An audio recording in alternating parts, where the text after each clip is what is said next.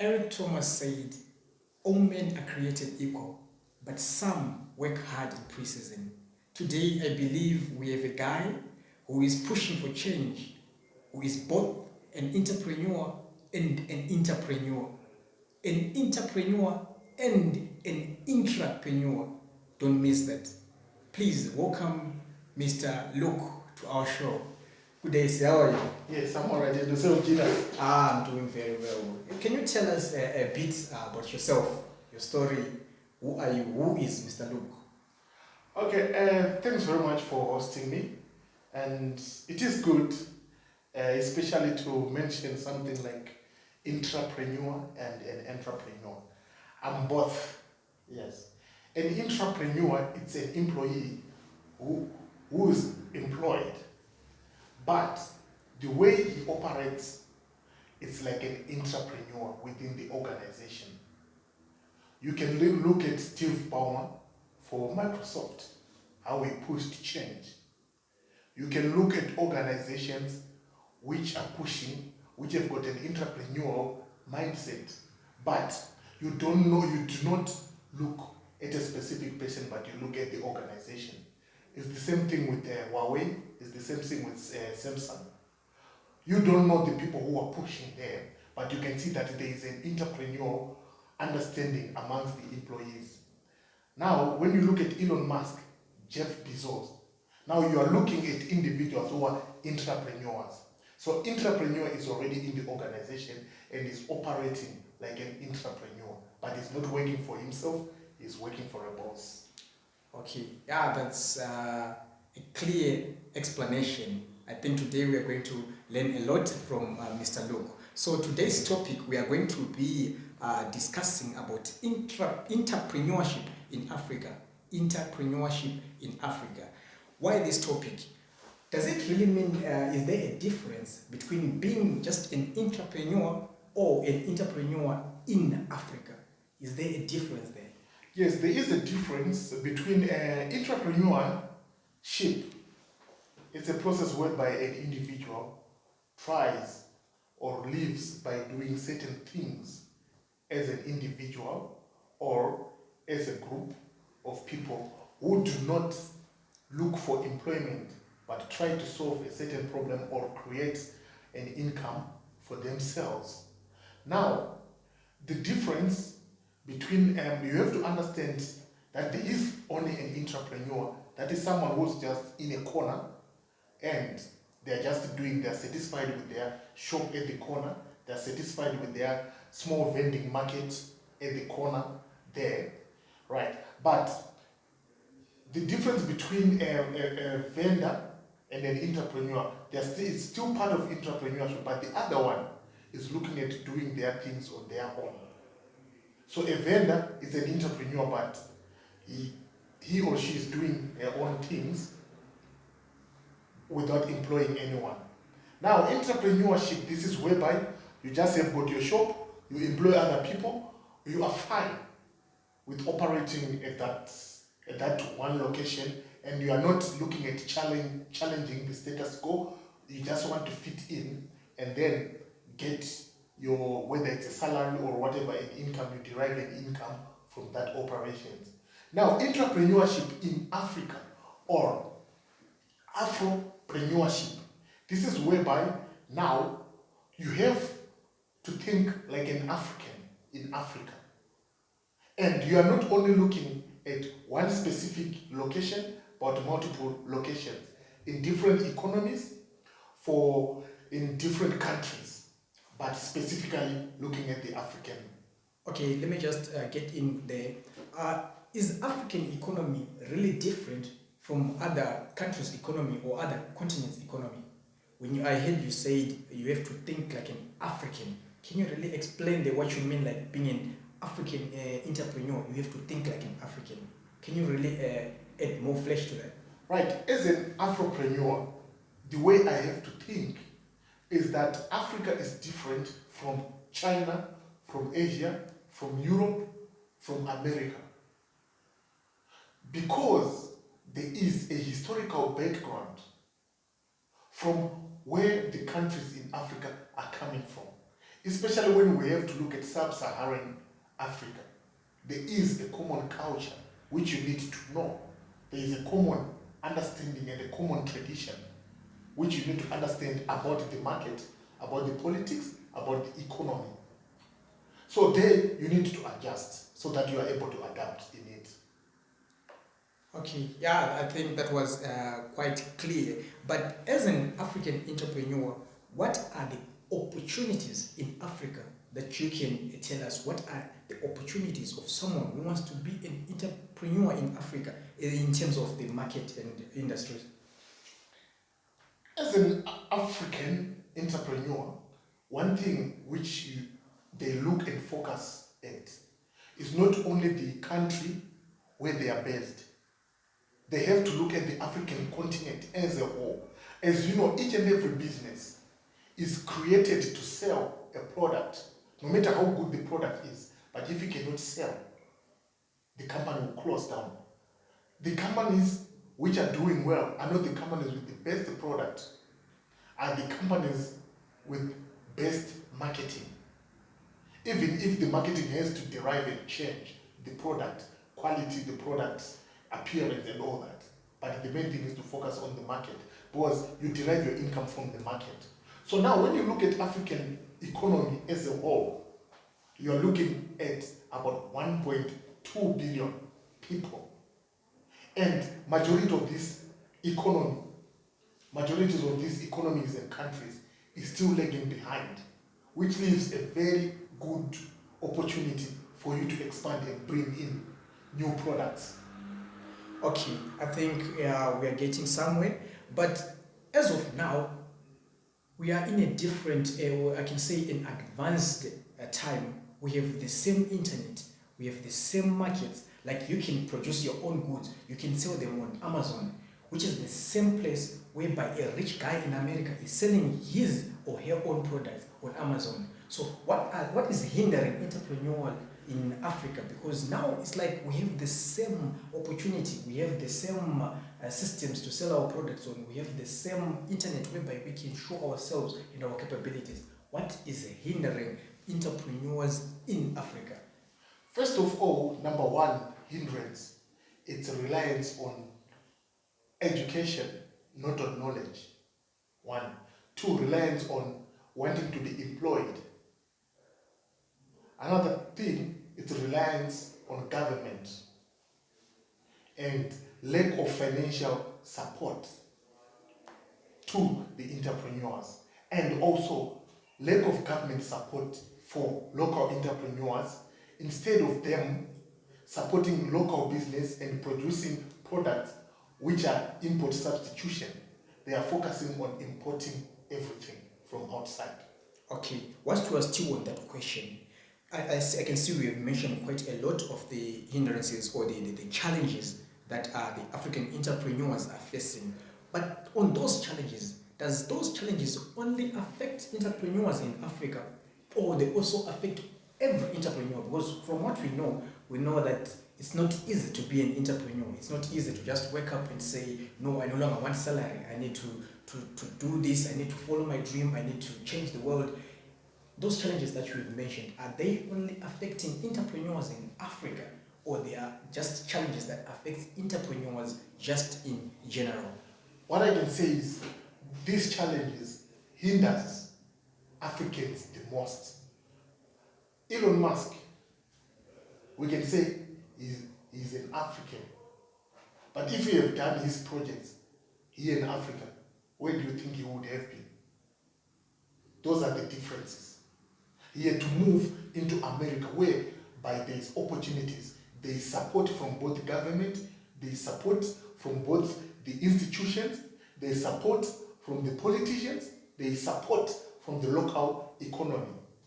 So that is the difference. You can have a brilliant guy in Africa, but he cannot make it because there are political challenges, there are economic challenges. Okay, yeah, I think that's quite clear. But on those challenges that you have mentioned, is there a specific person, is there a specific organization or a specific group that we have to blame for those challenges? Is there someone that we can point and say, those ones are the reason why we entrepreneurs are facing these challenges? Do we have a certain people to point I out? think obvious, whenever there is a problem, you have to look at the cause. It might be one cause, it might be a lot of causes. First of all, majority of the people, even outside, they want to blame the government first, politics. But for me, I don't look at it that way. Because governments are formed by people. And where do those people come from? It means if you have got bad people or if you have got wrong people in government, where they are coming from, that is where you need to address. So the first thing, like what I have mentioned, is you are told about education, and the education which we are learning, the syllabus has been done more than 40, 50 years ago, and it's no longer applicable today. And your mother and your father will force you to go to school and complete at a certain level. And if you drop from school to say you want to do business, you are blamed, you are looked down upon. Instead, that education is not education, it's actually literacy. Math literacy, accounting literacy, English literacy. Even science, you have got literacy. Okay, so according to you, what really is education? What can you think that they can change their education to so that Africans can grow up with that mentality of not looking at the east or to the west, but doing things on their own? What do you think can be done to the education? First of all, you have to teach the kids what is life. And there's nothing like equality. As we are animals, if I take you in Kruger National Park, if I take you in those national parks, in those forests in Uganda and Tanzania, if I take you to Wange National Park, if I take you to those forests and you start to live like how our forefathers lived, are you going to tell me you are going to preach equality with the animals there, with the lions, with the hippopotamus, with the crocodile in the water? So there's nothing like equality. That is the first thing. So you have to stand on your own. You have to think on your feet. And it's no longer also not survival of the fittest, but survival of the fastest. The faster you start something, the faster you go, the better are your chances. Okay, ladies and gentlemen, I think you have learned something there. They said there is no word like a fail. I can see it from the book that Mr. Luke is having on his desk. It's called Winning the Unfair Fight. I think you can learn much from what he's saying from this book. I think it's Winning the Unfair Fight. Nothing is fair. And he said, not number two, he said it's not, you said it's not success of the what? It's survival of the fittest. But survival of the fastest. Okay, the faster you get, the more the chances of you that you can be successful. Yeah. You develop fitness after you are being fast first. First you have to be fast. And when you reach somewhere and when you gain a competitive advantage, you start to develop fitness so that you stabilize. Okay, I think that's quite clear. But is it really important to do entrepreneurs in Africa, or the governments must just make their own companies and employ people? Is it really important to do entrepreneurship in Africa? Governments can, by default, African governments can never be entrepreneurs. We are looking at the history by default of how they came into power. They were fighting a certain system. First of all, one thing which you have to know, like what I've said, you have to look at the background and the foundation. The countries which are existing now, they were not existing before. They are a result of colonization. And you have to look at it, why was Africa colonized? First of all, one thing which people do not look at. First, it was slavery, whereby they were taking Africans as slaves, as labor, to the factories and farms in America, Europe, Caribbeans. When they abolished slave trade, they just changed the modality. They started bringing back to Africa the farms, the factories, and all that industries. Okay, yeah, I think our viewers are getting your explanation there. But according to you, how can a successful entrepreneur, or let me just say, ceteris paribus, I mean holding all other factors constant, is it really possible for someone to be a successful entrepreneur in Africa without government officials or without connection to those guys in power? Is it really, let's be honest, is it really possible? I cannot say it's impossible, neither do I say it's possible. Let's look at it. Because of education, because of lack of understanding, that is why Africa is lagging behind. Because the people in the government are not presenting what I say the opportunity, or do not understand why is it their governments in Africa, they are lagging behind the European governments. Like this assumption, when you look at Africa, if you put Africa together, it becomes one country. Its economy, it's going just to be the eighth, which is more or equal to Italy alone as a country. And its economy will be smaller than that of Japan, which is very tiny. Its economy will be smaller than that of Europe. Why? Because of lack of understanding. So governments need to change their approach, or people need not to look at government. If a government, politics is secondary to economics. So yourself, develop a product which is independent from a government.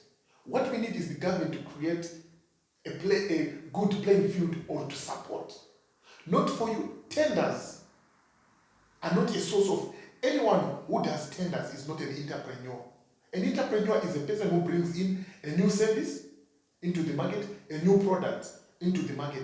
You do not need a government to think about an idea to provide a service. You do not need a government to think about an idea to come up with a product. And the platform for selling your service and products are not owned by government, are owned by other entrepreneurs, or we can say by corporations, which started as entrepreneurs, those retail shops, those online platforms. Okay, I think Mr. Luke is really challenging us on the way how we think. So if you think that you have an ambition, you have a passion of being an entrepreneur, you are not yet late. Or even if you are late, but being late is better than never. So as we reach the end of our program, are there any tips that you can give to Africans, or are there any recipes that you can give to the entrepreneurs in Africa, or your best quotes, or your tips that you have been helping you as a human being? First of all, we need to be realistic. We have got families.